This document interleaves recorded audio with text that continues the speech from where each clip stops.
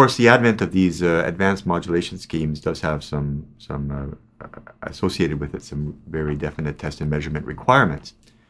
First, despite the fact that the symbol rates are less in general than the bit rates, nevertheless, given the extremely high bit rates that are involved, the fundamental clock speeds, fundamental symbol rates, are still going to be very high.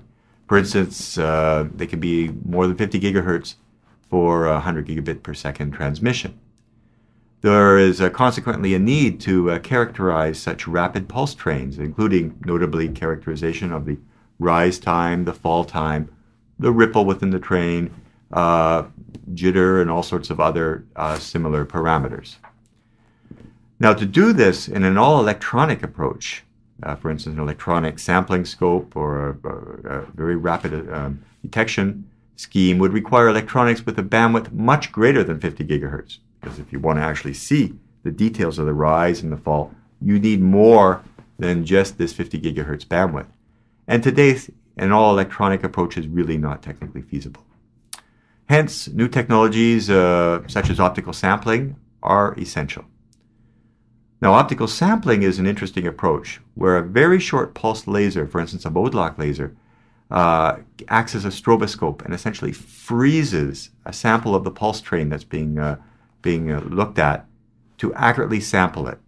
If a sufficient number of samples are taken, the original signal can be reconstructed with an effective bandwidth that can be in the hundreds of gigahertz.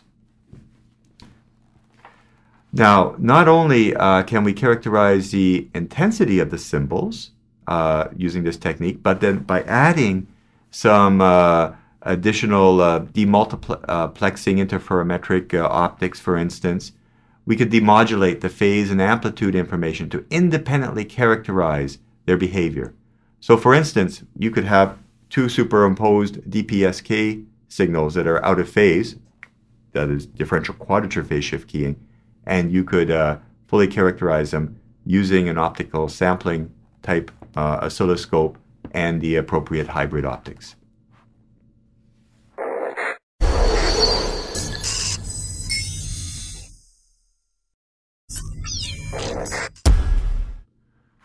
As 40G enters the metro space, there are, of course, associated test and measurement challenges, and these challenges are particularly related to PMD and chromatic dispersion. Fibers, the links that work very well at 10G, may not work at all with 40G and certainly at 100G. So basically, much, if not all, of the fiber plant will need to be recharacterized, especially since over time the PMD of a fiber can change.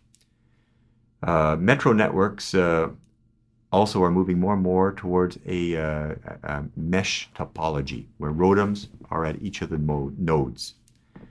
So going from point A to point B may involve passing through many different nodes and not necessarily the same nodes for one particular channel compared to another. So consequently, during the testing, during installation or network upgrade, doing end-to-end measurement from point A to point B is not necessarily all that useful, because there's just too many combinations and permutations of possible paths that a channel could take in the network.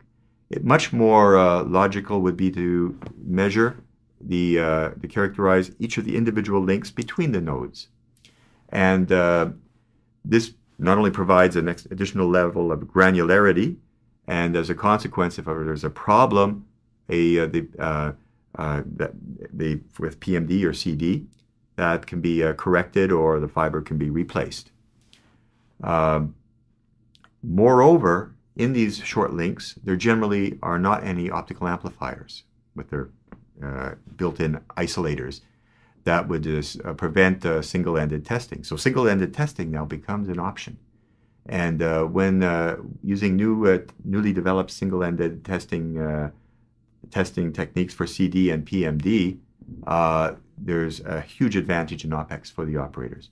For instance, only one technician is required at the site. You don't need another technician at the other end. And as well, from each node, a technician within a relatively short time frame can test a large number of different fibers. This greatly decreases the OpEx expenses. and speeds up the overall network characterization time.